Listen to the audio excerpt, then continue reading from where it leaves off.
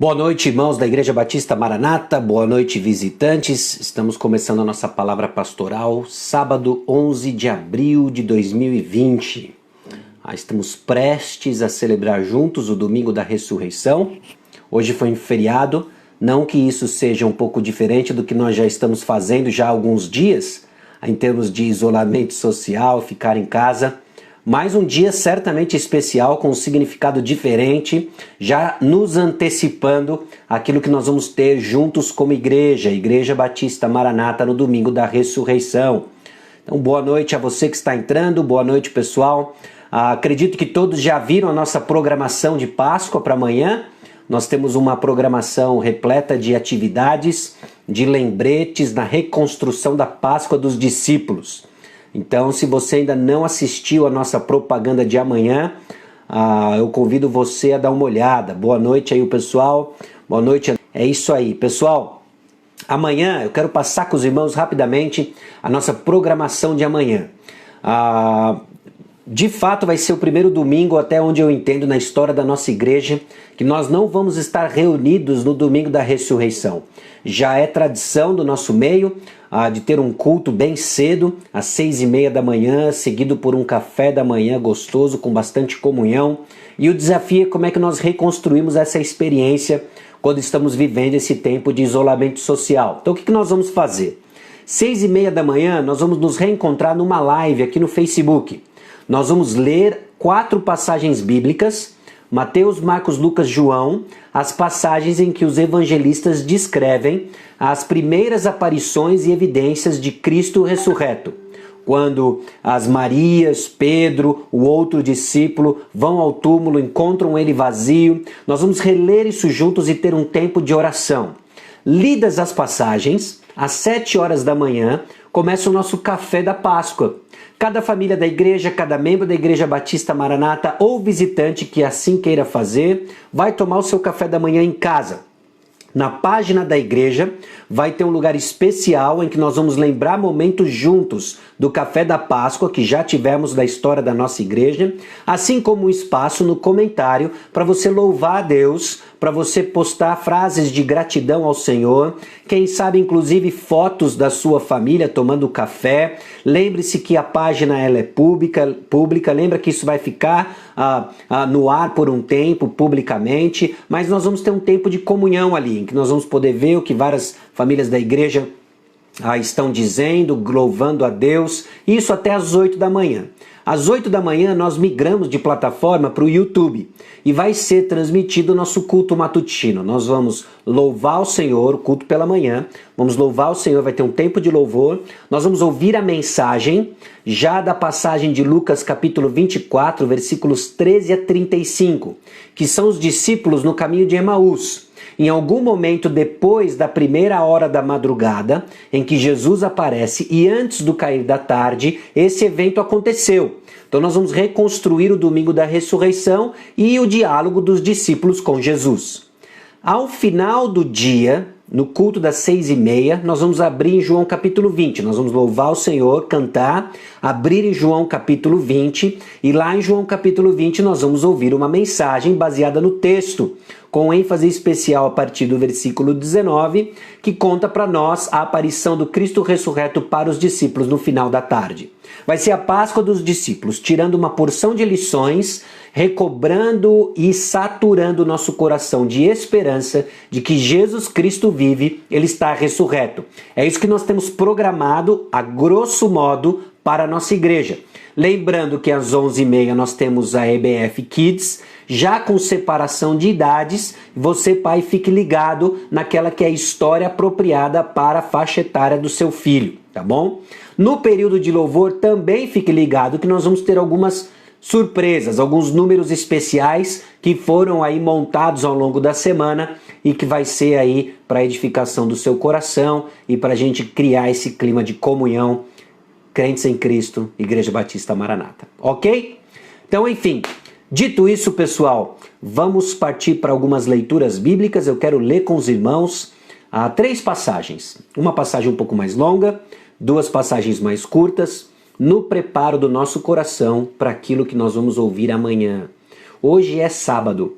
É o sábado, entre aspas, do silêncio, em que historicamente Jesus Cristo ficou no sepulcro e os discípulos, obviamente, desanimados, talvez um pouco desencorajados, porque suas esperanças estavam de que Jesus viria redimir Israel e talvez a expectativa que eles tinham era inclusive política.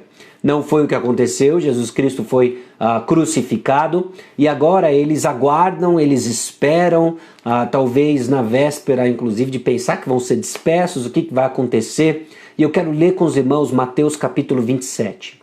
Mateus capítulo 27, grande parte do capítulo que nós vamos ler hoje, trata os acontecimentos tanto da sexta-feira, quando rompe a manhã de sexta-feira a crucificação de Jesus Cristo, como também o sábado, um pouquinho do sábado antes do domingo da ressurreição.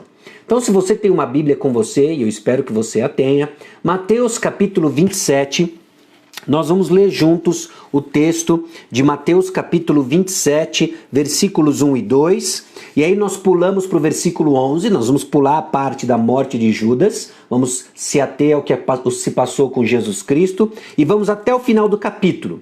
Depois nós vamos ler duas passagens breves em Romanos e uma em 2 Coríntios, reafirmando o significado da morte e da ressurreição de Jesus Cristo para nós, crentes em Cristo Jesus. Mateus capítulo 27, acompanhe comigo a leitura. Ao romper o dia, todos os principais sacerdotes e os anciãos do povo entraram em conselho contra Jesus para o matarem. E amarrando-o, levaram-no e o entregaram ao governador Pilatos. Versículo 11. Jesus estava em pé diante do governador e este o interrogou dizendo: "Você é o rei dos judeus?" Jesus respondeu: "O Senhor está dizendo isso." E sendo acusado pelos principais sacerdotes e pelos anciãos, Jesus nada respondeu. Então Pilatos perguntou: "Não está ouvindo quantas acusações fazem contra você?" Mas Jesus não respondeu nenhuma palavra, a ponto de o governador ficar muito admirado. Ora, por ocasião da festa, o governador costumava soltar ao povo um preso, conforme eles quisessem. Naquela ocasião, eles tinham um preso muito conhecido chamado Barrabás. Estando, pois, o povo reunido, Pilatos lhes perguntou: "Quem vocês querem que eu solte, Barrabás ou Jesus, chamado Cristo?" Porque sabia que era por inveja que eles tinham entregado Jesus. E estando Pilatos sentado no tribunal, a mulher dele mandou dizer-lhe: "Não se envolva com esse justo, porque hoje em sonho sofri muito por causa dele."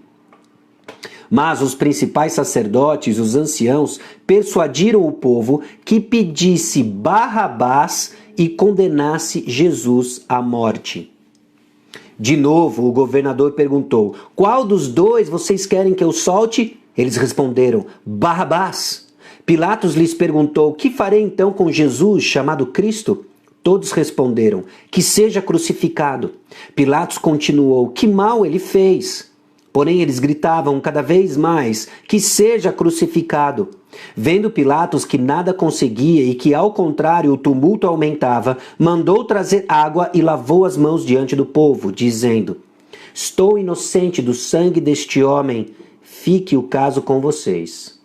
E o povo todo respondeu: "Que o sangue dele caia sobre nós e sobre os nossos filhos." Então Pilatos lhe soltou Barrabás e depois de mandar açoitar Jesus, entregou-o para ser crucificado.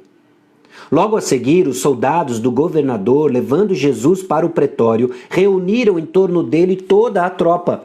Tiraram a roupa de Jesus e o vestiram com um manto escarlate.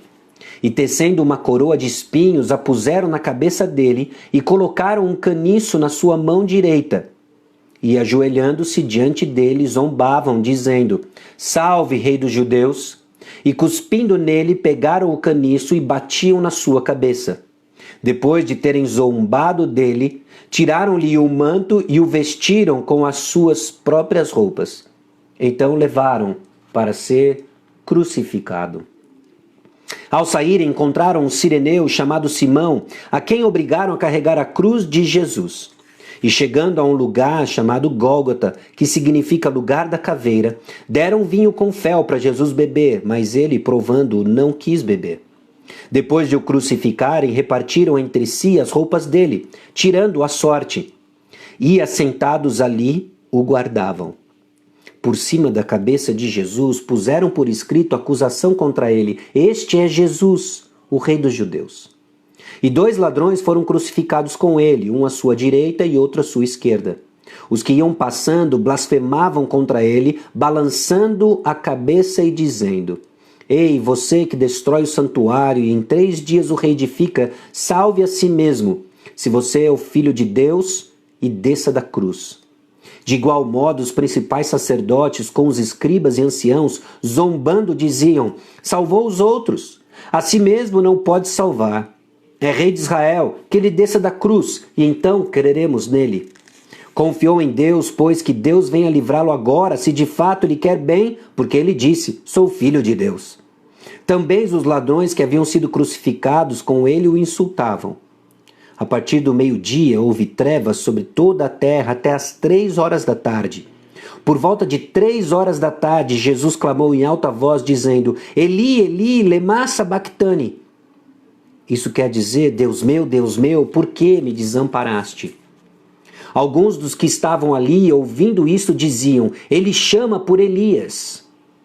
E logo um deles correu a buscar uma esponja, e tendo-a embebido em vinagre e colocado na ponta de um caniço, deu-lhe de beber. Os outros, porém, diziam: Espere, vejamos se Elias vem salvá-lo. E Jesus, clamando outra vez em alta voz, entregou o Espírito. Eis que o véu do santuário se rasgou em 2 partes, de alto a baixo. A terra tremeu e as rochas se partiram. Os túmulos se abriram e muitos corpos de santos já falecidos ressuscitaram. E saindo dos túmulos, depois da ressurreição de Jesus, entraram na cidade santa e apareceram a muitos. O centurião e os que com ele guardavam Jesus, vendo o terremoto e tudo o que se passava, ficaram possuídos de grande temor e disseram: Verdadeiramente este era o Filho de Deus. Estavam ali muitas mulheres, observando de longe. Eram as que vinham seguindo Jesus desde a Galiléia para o servir. Então entre elas estavam Maria Madalena, Maria, mãe de Tiago e de José, e a mulher de Zebedeu.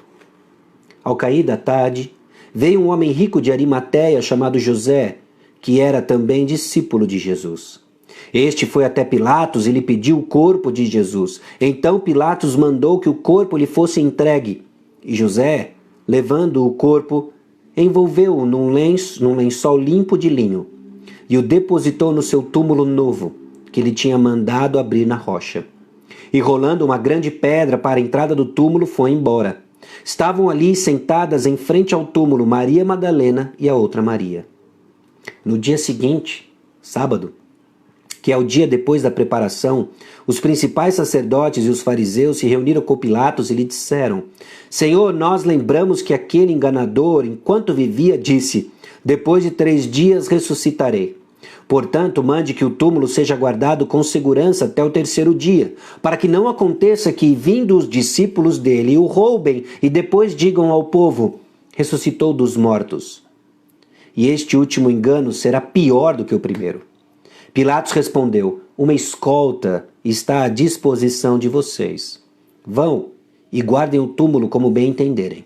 Indo eles, montaram guarda ao túmulo, selando a pedra e deixando ali a escolta. O que nós acabamos de ler: Jesus Cristo foi injustamente condenado, entregue pelas autoridades judaicas para ser crucificado. Pilatos pergunta para a multidão quem que eles querem ser solto, Barrabás ou Jesus. A multidão grita: Barrabás. Jesus é zombado até a entregar seu espírito. Após a morte de Jesus Cristo, o véu se rasga de alto para baixo. Túmulos de pessoas já falecidas são abertos, elas ressuscitam, aparecem na cidade. Imagine o terror, sem contar a escuridão que tomou conta do dia. Alguns, com muito medo, reconhecem: esse verdadeiramente é o Filho de Deus. Mas o coração endurecido da liderança de Israel permanece firme em manter Jesus como um impostor. E eles colocam uma guarda no túmulo de Jesus e assim passa o sábado. Amanhã, meus irmãos, nós vamos ler as primeiras evidências da ressurreição de Jesus Cristo, as primeiras passagens que tratam disso, Quando Maria Madalena, outras mulheres vão ao túmulo, Pedro corre ao túmulo, outro discípulo, e nós vamos acordar com essa esperança de que sim, ele ressuscitou.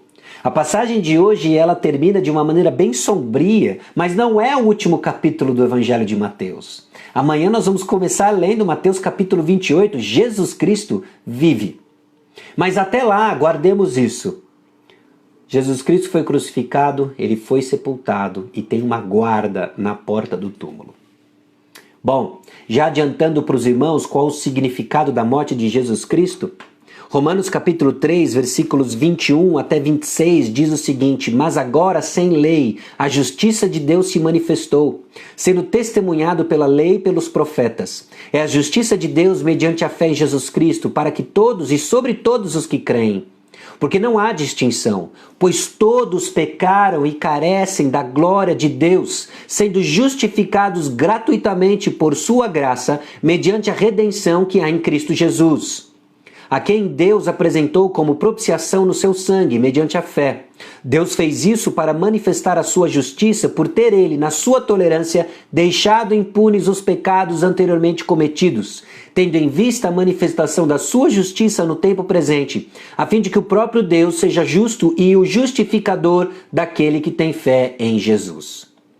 Todos nós pecamos e estamos separados de Deus, mas Jesus Cristo pagou o nosso preço na cruz do Calvário.